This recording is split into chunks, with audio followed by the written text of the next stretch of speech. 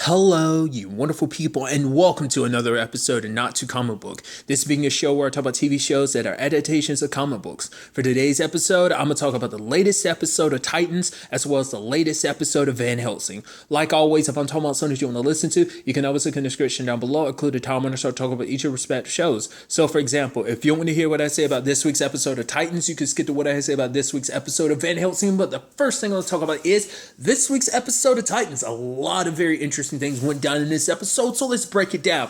But first and foremost, you have Dick, in isolation, and the fact is he's hallucinating Bruce again, which I'm like, okay, I get and I brought this up, in the Bruce Wayne episode of like, it kind of makes sense because it's like, Bruce has basically been there for most of your formative years. He's basically the reason why you are who you are. So, of course, your subconscious will go to the person who's both an adversary yet an ally. Because obviously, for a while, he hated Bruce because he hates who Bruce is, what Bruce represents, everything that he became.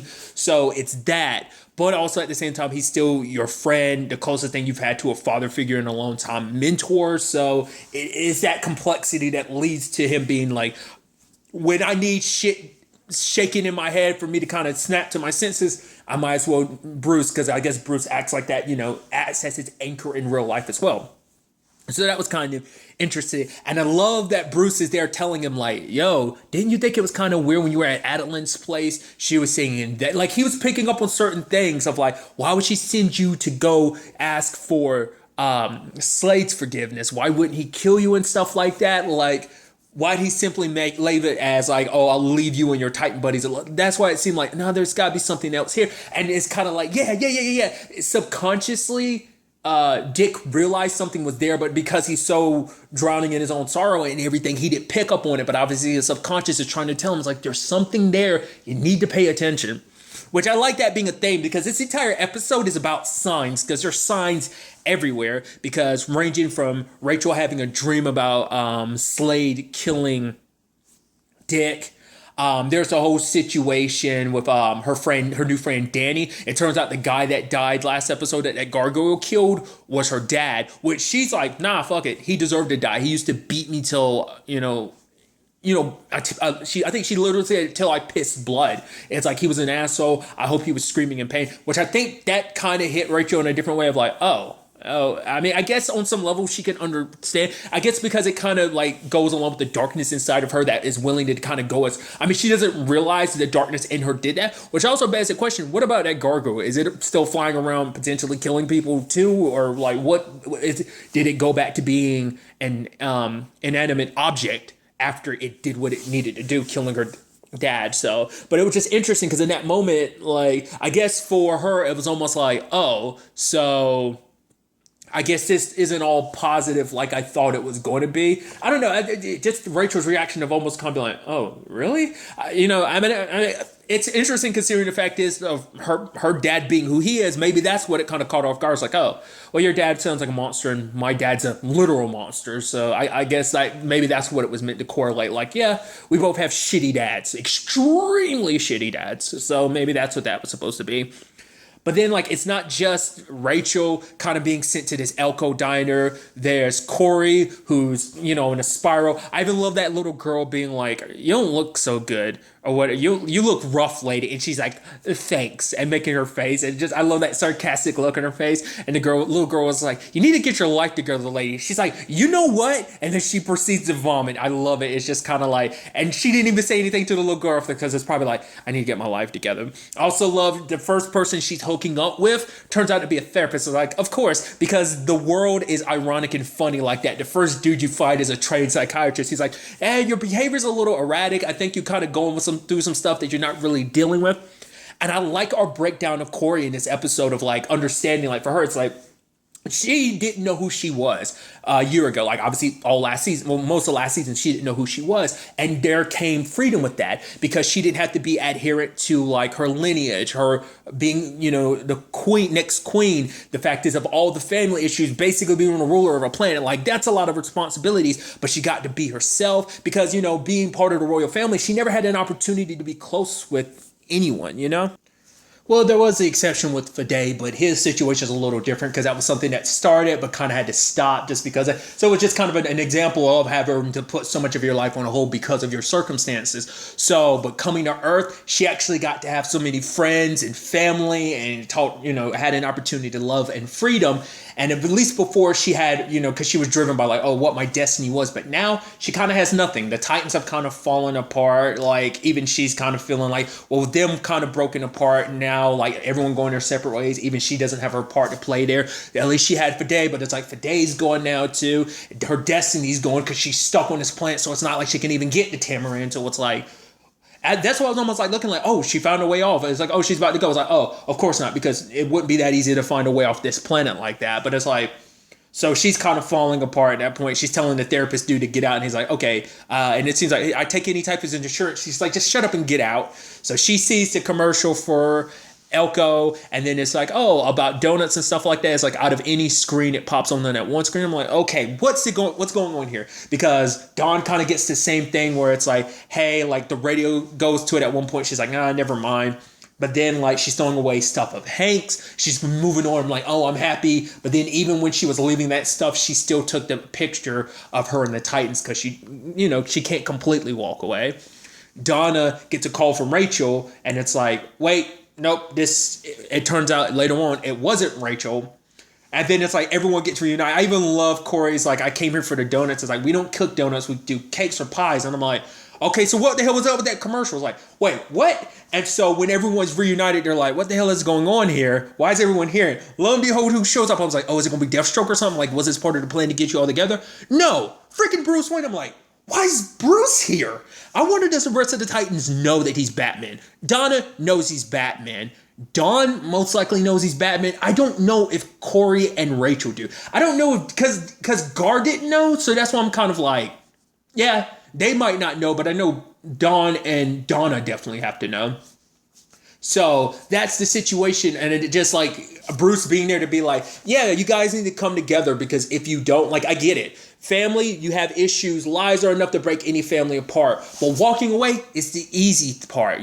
That's easy, kind of like not dealing with stuff, but overcoming those issues and coming back together. Now that's the really hard part. And so for him, it's like, if you don't work together, like you're going to be swept. And it's almost like Bruce was talking from the perspective of he knows something's coming. And it's like, if the Titans aren't back together, you will all be swept away by what's coming. So I thought that was kind of interesting. And I just think it's interesting, like, I guess because he has the technology and stuff like that, he ended up kind of signaling everyone. He knew exactly what buttons to push to do that. But then part of me was wondering, is that actually Bruce? I mean, we see Dick is imagining Bruce, but then makes me wonder. I mean, I feel like this is the actual Bruce Wayne. So it's like, like maybe he's orchestrating stuff from the shadows. But I think it's interesting. And this is what kind of I thought was fascinating. Is like, notice who he brought there. It wasn't like, oh, he didn't bring Hulk or Jason there. Because for one, where they are right now, there would be no pulling them towards this situation of getting the Titans back together. It's these four. I think it's also because, and I think if you actually think about it, I think these are like the four most important people to Dick. And, because Rachel is someone that he cares about, that he wants to look after and take care of and give her the family she kind of doesn't have. Dawn and Dick obviously have their past and everything. I think even despite everything, they still care about each other deeply. Donna, I like to think Donna's like Dick's best bro. Like obviously they don't confide in each other about everything, but I think, there's this closehood. I mean, because I also have to think about the fact is they have known each other for a while, because obviously I'm sure there's also the whole complicated thing of like, well, depending on this continuity, like that is like Bruce and Diana date on, at different points in time. So maybe that was even more crossover, not just Justice League stuff, maybe just relationship stuff. So they were probably around each other a lot more. I mean, season 1 showed you that even back when they were just sidekicks, that they hung around each other and confided in each other. So there's that. And Corey, because there's a connection between her and Dick. I mean, to me, I think, I had to pause just because I'm like the innuendo of that like statement. It's something you just always have to kind of like push past because I was just like, But regardless, I'm also looking at that from through rose tinted glasses because I'm like, it's Starfire and Robin. They're kind of like they're in game. They're Destiny. They're like Lois and Clark. It's meant to happen. Barry and Iris meant to happen. It's kind of that situation. So that's why I kind of put that together. But Rachel's asking them for help about with the whole Dick situation because they end up seeing a TV showing where Dick is. That's why I'm like, maybe that's Bruce kind of trying to point them in the right direction. But either way, it didn't work out because Donna and Dawn are like, we're going to go help Gar figure out his situation.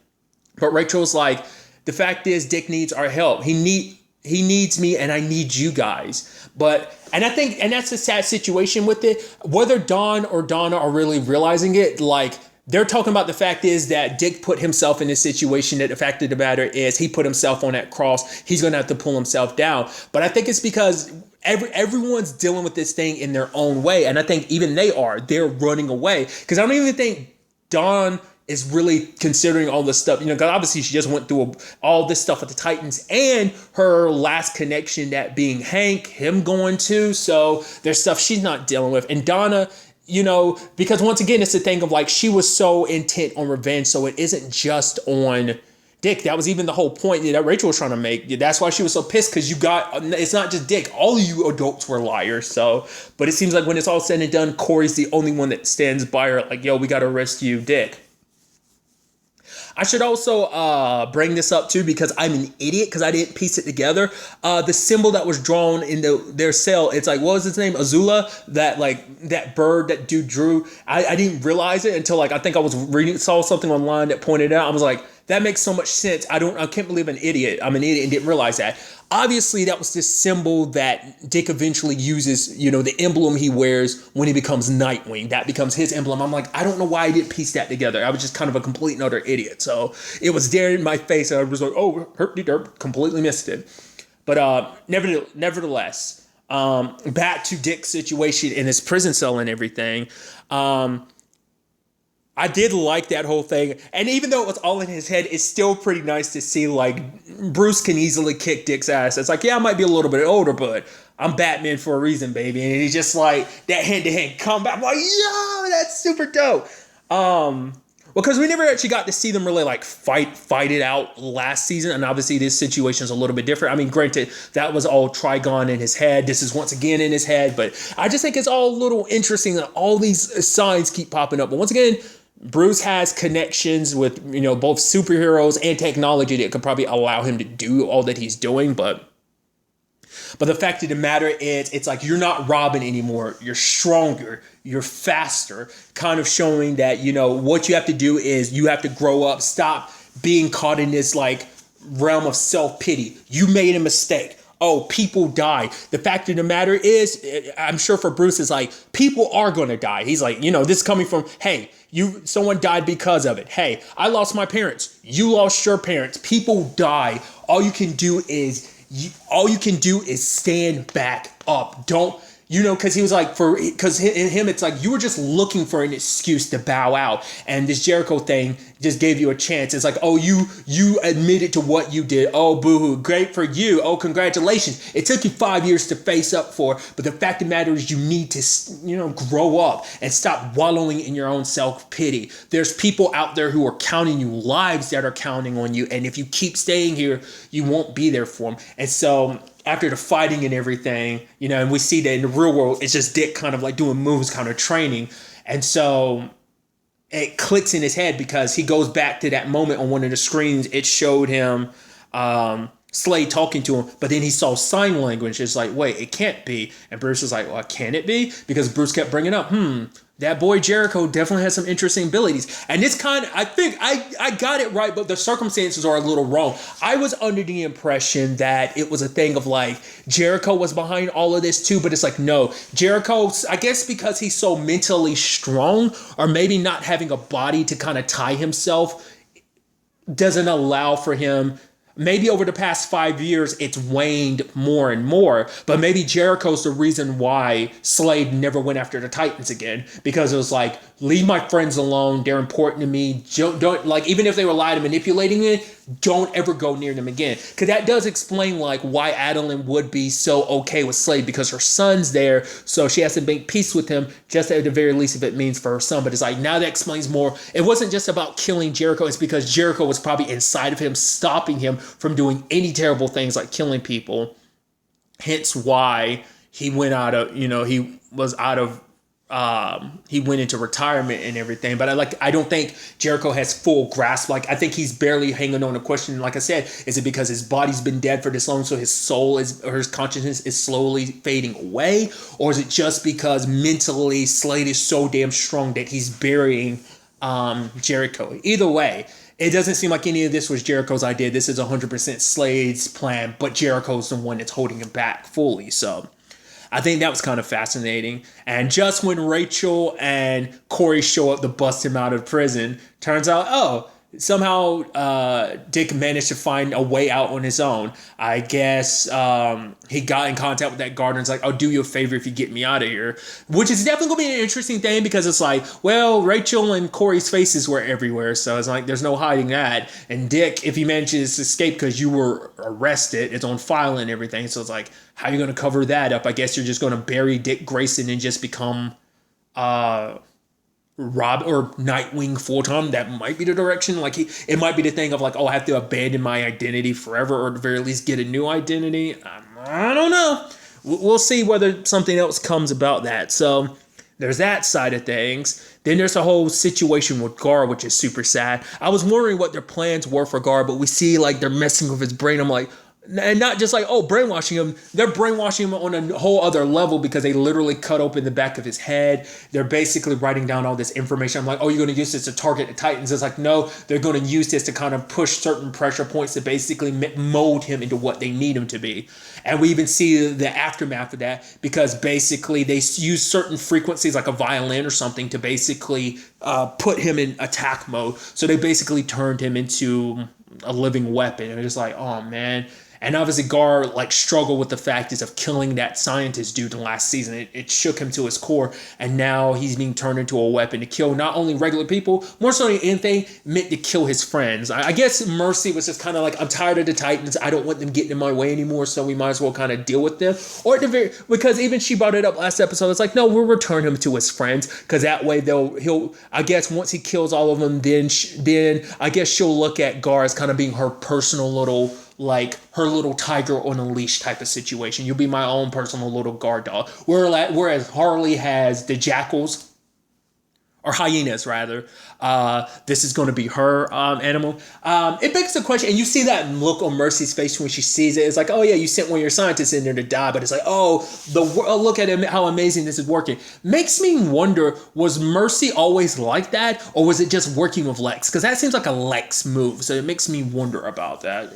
Either way, I just thought that was kind of fascinating. Just kind of like, that I figured there was something up with it, because you were so eager to let him return. I'm like, you must have done something to him. So I'm curious, was that did she say that before she was going to take Gar back? I think so, because he seems like he's in a different state. He almost seems kind of out of it in this state, because he's kind of in a trance. Whereas before he seemed like he was very lucid. So I found that very, fascinating. So that's going to get ugly when that situation arises, because it's going to be Dawn and Donna stumbling across him. So there's that. Then there's the whole situation with Rose and Jason, and it seems like they're kind of living up. It's like, we're stopping bad guys and everything. It is interesting. I wouldn't have expected him to actually go back to Gotham City. I mean, it's like it's the outskirts of Gotham, so he knows probably if he steps foot in Gotham City, Bruce is going to be all over him. So he's just kind of like, let's avoid that. So I wonder how much did he tell her, because it's like, she was like, so we're not going to go to Wayne Manor. So it's like, she must know that Bruce Wayne is Batman because Jason said something, which I'm like, okay. But it almost seemed like she was trying to get away. Like, while Jason was asleep, she was about to sneak away, but then he woke up. But then it seems like, wait, what? It seems like they're getting into an argument, because obviously, for her, she feels like he's not being himself. And he's like, all right, I'll be real about myself if you, kind of let down your guard as well. And so he kind of opens up because for him, because she even admits she had her thoughts about who he was, like, oh, he's some rich, entitled kid. But it's like, nah, Jason, his dad got himself killed. Or was it he killed himself or something like that? His mom was an addict, so he's been in the system. He's been on the streets. And he talks about this high school being like his home. He'd come there and watch the theater kids do their thing and everything. So I thought that was kind of interesting, a moment of vulnerability with Jason, because Jason always acts so tough. So to get a vulnerable moment like that was interesting.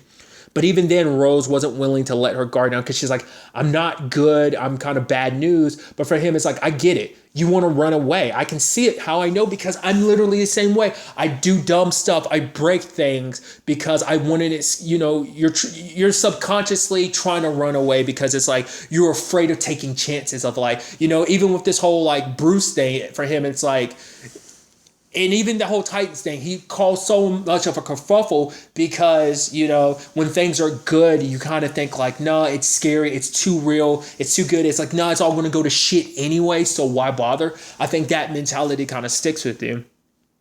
But then at the end, she ends up calling Slade, and I wasn't too surprised. Like, I was like, and she made sure to delete the message from Donna about like, oh, we need to get I need you back at Titans Tower. There's some stuff going on with Gary and everything. So, but then she called Slade up and I was like, right, I figured as much. Once again, all this talk about Jericho, nothing about Rose. Rose isn't his daughter. I guarantee you she's someone he made like her. So she's meant to play the role of the victim to infiltrate the Titans. Because once again, it's a whole thing of like, how'd you get access? How'd you get into Titans Tower to kind of get the information you needed? It's like, I'm sure you can do recon and stuff, but not to that extent. It's like you had an inside man the entire time. That's why. Because I thought that was interesting. I kept being like, I kept thinking like, now there's something up with this whole Rose thing. There's definitely something up with that. And it's like, yeah, because Jericho's not her brother. Like, she might be someone that he brought in under his wing to be like a daughter, but whatever the case may be, that subconsciously, I think she felt bad because she's like, oh, Jason's actually kind of looking out for me and everything. And that's why I think she actually felt bad, because she was like, oh, I thought you were some rich, entitled asshole. And it's like, there's actually more to you. There's actually some sincerity and there's a good guy there. And so I think she felt bad, and she started to feel bad about betraying him. Because like in her mind, it's probably like, well, I'm helping take down the Titans because they killed his son. Obviously, there's more to it than that, but I don't know. I'm curious what her angle is 100%. Like, what kind of put her in a position where she would be working on their Slade, Because I kept wondering, because I was about to say, well, because once again, I don't remember from Arrow what her connection is to. I could have sworn she wasn't actually his daughter, because he at least in the continuity of Arrow, he has 2 sons. Which I'm wondering, is that going to turn into something later on in this continuity? Maybe not. Maybe that's just something specific to the Arrowverse. But then, like, obviously I know she pops up, like, Rose's character pops up in Teen Titans Go, which I'm not that familiar with it, so I'm still not 100% sure. Because obviously I know she wears, like, the Slade armor and everything. Like I brought up, like, in Arrow, she was played by Summer Glau back in season 2, but I couldn't remember the correlation because it's been so long between them. Like I said, I don't think they were father and daughter. I'm pretty sure it was just kind of like this is the person, my protege type of thing. So I think it's the same thing in this continuity as well. So, which she's like, I'm done, which Slade doesn't appreciate that. He had his own whole plan of like, even though he wasn't going to do anything to the Titans, I guess he was going to have Rose play her part in keeping them separated, I think was kind of the whole point. Because that was the whole thing, to keep the Titans separated, to make it so that your family, they'll be out there, you can't do anything about it. But it was also to get Dick out of the way, get him so caught up in his own self-pity, psychologically messing with him, so that you could easily pick off the Titans one by one. Because if they're together, they're too strong. But separated, you want to break their spirits and then kill them. That's been his plan from the very beginning. So we're starting to see that kind of roll out. So I am very, very interested to ultimately see where all this ends up taking us going forward into the next episode. And now moving on to this week's episode of Van Helsing. A lot of interesting things went down in this episode, so let's break it down.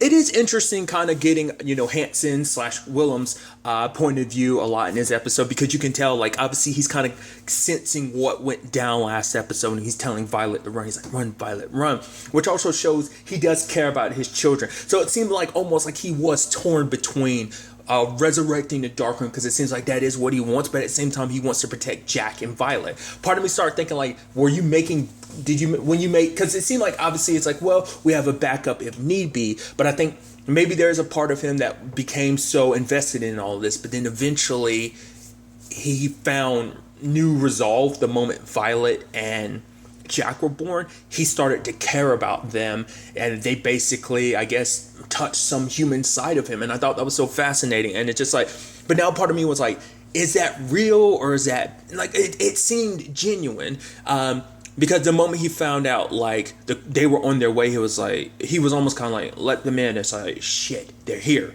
So I guess they know everything's kind of coming together. I guess maybe there's a part of him that was hoping that Stay would never come, even though he knew it was gonna, I don't know.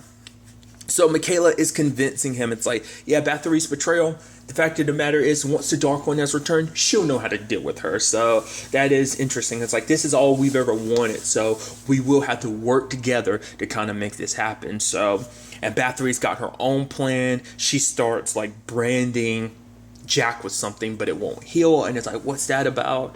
And, it's a very interesting circumstance under this episode, because, like, both Jack and Violet are dealing with the same thing of, like, we just found out our dad is the biggest liar. Like, basically it's in one fell swoop, so much gets landed on him. It's like, our dad is not who we thought he was. In fact, he's someone or something else. We were always a means to an end to his plan to bring back Dracula. We just found out about our mom, and we lost her just that quickly. Which, once again, is almost symbolic in a very effed up way, because Vanessa literally met her mom and then literally lost her in that same fell swoop. Basically, the same thing happened to Scarlet. At least Scarlet spent a little time with her, but it still wasn't enough, So it's just kind of like, once again, I think it is kind of like the curse of the Van Helsings. It's just like sacrifice always costing you so much, Vanessa's already lost so much already. Lost her mom, lost her sister, lost one of her daughters, but it's like, the world has a funny way of bringing things back into your life in a certain way. It brought her other daughters, Jack and Violet, back into her life. So, but regardless of all of that, I think Violet makes her way to that station, a bus depot, where it's like, okay, this is where the Coyote's going to pick you up, because this is her and Lee's thing of like, okay, we'll use this as an opportunity to get to Hawaii and everything. So, but for her, because what this place represents, that's why I guess it was a safe haven for her. It's just like, I guess she knew it was nearby, and I guess, I don't know, because I guess it's hard to say whether she actually ever planned at the very beginning to get with the Coyote to leave, or was it just because she's like, I know this will be because it's just somewhere she felt safe because of just subconsciously what that place represents for her, with her and Lee. It was their dream, to, leave this all behind and go to, like, to Hawaii together, Lo and behold, who shows up? Lee. Even I'm like, that's interesting timing. I felt a little suspicious from it at the beginning, but then I'm like, oh. And there was also a part of me wondering, I was like, was he lying? But to be fair, it's like, he was under the impression Violet was going to go here in anyway, because for him, it was like, I was too scared to commit to anything. I was too scared to take that leap. But, I'm here now, we're together, and I was like, holy shit. And especially when Violet breaks down everything that's going down, he's like, whoa, that's crazy. But then all of a sudden she gets put in this trance. I immediately think like, oh my God, like Bathory is taking control of her. I was like, oh man, she's about to force you to kill Lee or something like that. But she snaps out of the trance. It's like, the hell was that? She's like, I saw something. It's like, what? And then things started getting weird. Every time, like, Lee's like, we should go back. Why are you so intent on going back to your bus depot? Like, if Vi is saying, like, oh, let's go, I think you listen to your supernatural girlfriend who's tied into some shit that, you're like, oh, she says we gotta go. But it's like, he's like, no, what about the 3 pages? And he kept getting so damn invested. And I'm like, what the hell is that about? And then all of a sudden she's seeing stuff, but he's not seeing it. And I'm like, what is that about? And then all of a sudden he slices her throat, and she wakes up again, and it's kind of a recycle, and it's like, wait, what? And then we kind of figure out it's a prison, it's a trap that she's in. I was like, that's fascinating. And it seems like this, and it's so interesting because it seems like Bathory and Michaela both represents two sides of this trap. I think it was Bathory creates the connection. They're using Jack and the mark on her, almost like an enchantment to connect into Violet's mind. And then I think Michaela's the one that was creating the illusion, which I'm always giddy about that, because it's like I said, I've talked about this recently in Legacies about, like there's only like certain vampires that have like that super high level ability of like, whether the newest vampire in the show is that way or not, but definitely like the only one prior to this in the Vampire Diary universe that I'm familiar with is Silas. And so I think it's interesting when vampires have like psychic abilities like that, because obviously different vampires have different abilities and stuff like that. So it's just interesting to see them kind of display this. And it seems like Willem also has these powers too, because the illusion starts breaking, because it's like, wait, you called me Violet. You never call me Violet. You always call me Vi. And you're like, oh, maybe Scarlet has the pages, which, why would Scarlet have the pages? Because Scarlet's dead. Which is interesting. I guess that was a misstep on Michaela's part, because she has been knocked out this entire time. So that was kind of a slip up on her part. Or maybe because Willem was kind of interfering, it wasn't just showing the signs. Maybe even some of the speech got screwed up, being like, whoa, Scarlet is dead. So, because I would think Michaela wouldn't make such a simple mistake. I don't know. Maybe it kind of made the connection a little sluggish, so he could implant, like, kind of incept words into the fake Lee's mouth, or I don't know what to kind of make of that. But I just thought that was kind of fascinating in itself. And I like that. I made a point of her being like, I never told you about Scarlet. Why would she talk about Scarlet? Because Scarlet wasn't something she's really that familiar with. Like, she only probably talked about what she was most familiar with and everything like that. Not the aunt she sadly never got to meet. So that was a key sign. And then it starts again. And she's ready this time. It's like, no. And she starts realizing all these things. Like, all the clock, the vase, the painting. And it's like, I know where the pages are. And she ends up killing Lee but that ends up snapping her out of it. And it's like, okay, how was I going to pay my debt? And he's like, we were going to go to Hawaii. That was going to be how you pay your debt. That was our thing. And it's like, okay, you're really Lee. And lo and behold, who shows up? Ivory and Scab, which I love that somehow out of any characters, those two just managed to keep on trucking along. God, Scab's been there since he's one of the few villains that has survived season 1. I don't count Julius just because Julius is a good guy now, but Scab has been around that long. Ivory's been around since season 2, so it's just interesting to see where they are now. And it's like, Violet.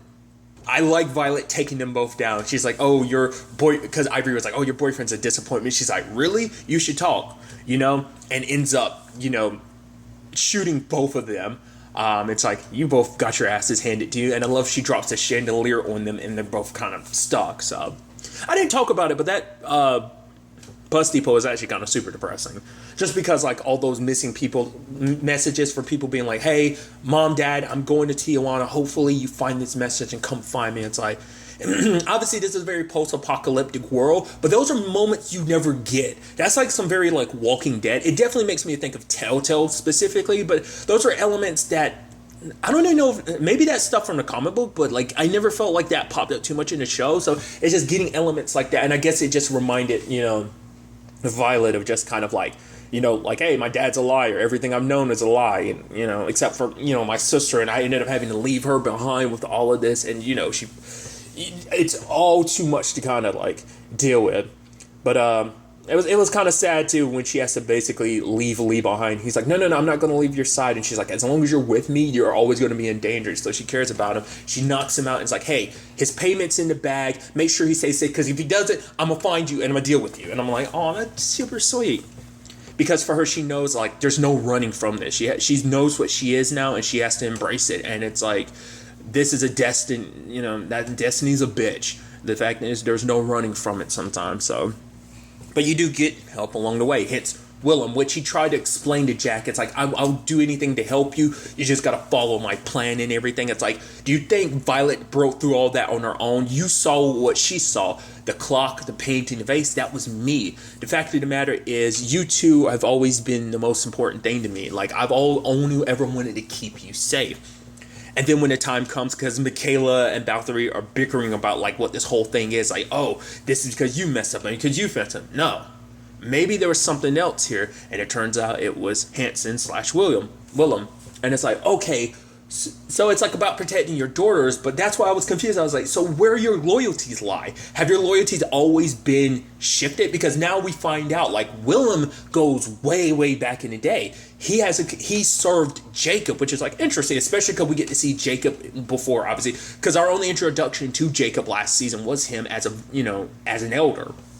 Which also begs the question, who are they going to make the new elder? Because apparently, like, they're like, oh, we can restart the process. We can find a new elder. I feel like you'd have to build someone up. What the whole point of building up Sam was because of that?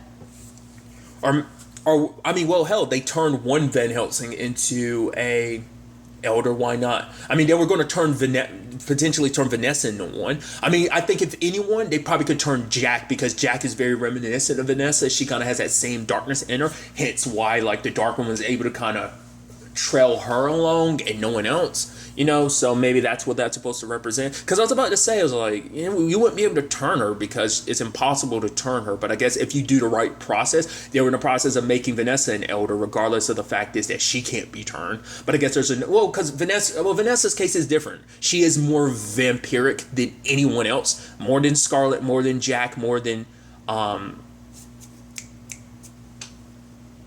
Violet. But maybe it's like, because it seemed like the elder triggered that, like, she's always been more vampiric, but it seemed like even more so that darkness got turned in her when the elder bit her. So maybe it would take something like that to awaken it in Violet or Jack as well. We'd have to wait and see. But nevertheless, going back to it, it was interesting to find out. It's like, whoa, you served under Jacob. The fact is, you weren't in the know about everything, but you were enough in the know, and you were someone that he's like, oh, you continue serving us. The fact of the matter is, soon enough, me and my brother Abraham will bring you into the fold about everything we have planned about, defeating the Dark One and everything. But sadly, Bathory got to him and turned him. Because I was thinking, like, oh, that shopkeeper, I was like, oh, he's like, oh, I know all about Jacob Van Helsing. I'm like, this dude is weird. But Willem looks down and sees a dead body, and it's like, it was Bathory in disguise. Man, they love that shit, don't they? And then she ends up biting. So I guess that's proof that the way Hansen looks isn't the way he actually looks, because they had brought that up before of like, why do you choose to look like that? I guess because he, and it was even something Michaela was getting at, like, oh, you spent so much time with the humans. And I guess it's because, and my question is, like, I'm curious about, it's like I said, how much of his humanity has he kept hold of it this entire time? Maybe, I don't think he probably did. He probably got swept up into darkness, but then looking after Violet and Jack restored that in him. It's like, it's like, these are my girls. He even says it, my children. It's like, and you see him tearing up, like, he has spent so much time with the humans, in particular his little girls, and they restored that light in him, And so, obviously, he's, and it's actually interesting to find out that because he got turned, he's the one that actually turned Jacob, because I guess this was their whole plan of, like, I wonder, did they always plan to make him basically the third elder, or was it just circumstances that led to him becoming the next elder? I'm curious about that, because it might have just been a thing of like, we make him one of us because, or maybe that's one of the keys to making an elder, was like, oh, making this, because he's the only elder we've ever really gotten backstory on. We got a little bit on the Ba, but we never found out how the Ba became the Ba, or how the elder that serves the Van Helsings, we never found out how that elder became an elder. Like, he's the only one he's the only elder we're getting backstory. I mean, except for Sam, we got literally seasons worth of backstory on Sam. So, so it's interesting. But I guess, like, these circumstances kind of matter the most in the grand scheme of things, especially because for Willem's story, it's like he betrayed everything that he cared about. It's like he cared about Jacob, he cared about the Van Helsing family. So I guess in a sense, it's almost poetic that he was tasked with looking after Van Helsing. And maybe that's what caused the shift. Maybe for him, it's like, this is my chance to make right what I made wrong all those years ago. Make up for the Van Helsing family that I failed back then by turning Jacob into a vampire, which he eventually became a elder and everything. So I'm the reason why everything was able to progress to the point that is now. I mean, Grant, it was more, and I'm sure that's even more reason why he hates Bathory in particular, because it's like, you amongst anyone pushed me down this path. So that's just kind of interesting to know. And it was also interesting to know, like, I guess that's why the book works the way that it does. Well, no, because it, like, obviously, like, the moment, like, blood got added to it last season, the pages start filling out. Well, we know now why, because he put an enchantment. It wasn't just like, oh, only Van Helsing can unlock it. He literally used Van Helsing blood. He used his own blood to paint over the pages. And obviously all the other ones, I guess, maybe he hadn't painted over them yet. I don't know. Well, at least I guess some of the pages. Look, I can't remember when Vanessa got the book. Not all the pages, some of the pages were present, not all of them were, because the compass thing later on popped up because of the blood. So I guess he never had a chance to blank out all the other pages. He did those 3, so only in Van Helsing's blood will unlock those pages. But Willem, I guess because having enough of his humanity still there, took the pages and hid them this entire time. Now, what I also thought was kind of fascinating is at the end where he's like, you built the trap, I just left you in it.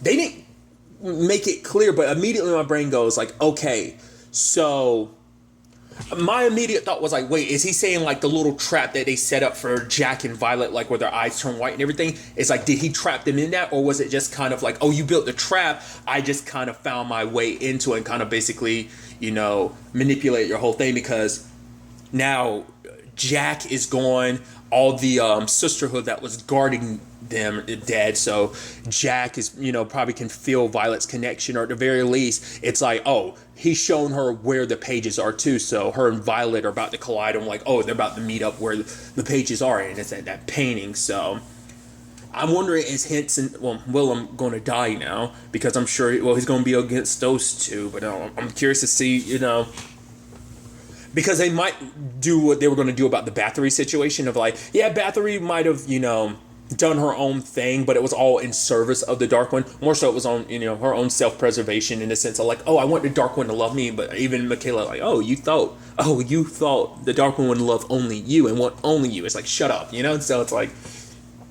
I don't know. I actually feel bad. It's so interesting because, once again, it's kind of like that Damien Dark situation. It's like, you like him as a villain, but you like him as a conflicted villain. Neil McDonough, he does that so well. And especially, I like he brings a human side to a villain. Like, obviously, you take Damien Dark as a super villain from the beginning, but at the same time, you saw a little humanity. And even in Legends, really bad guy. Season 3, you saw some humanity because it came down to Nora and everything. So I think that's kind of nice element that he's able to bring to the characters he plays. So I think that's pretty dope to kind of see that continued in a certain aspect with, Hanson/Willem. So I'm very interested to see ultimately where all this ends up taking us next episode, finding these 3 pages, finding out, because it was something Jacob had come up with. It wasn't something even Abraham knew about, those 3 missing pages. So it's like the whole thing of like, okay, so what is this weapon, this secret to defeat the Dark One once and for all? I mean, because even, it's like, we don't know what these 3 pages contain, because it's like, well, maybe it's a portal way to open up a portal, but it's like, well, you open up that portal,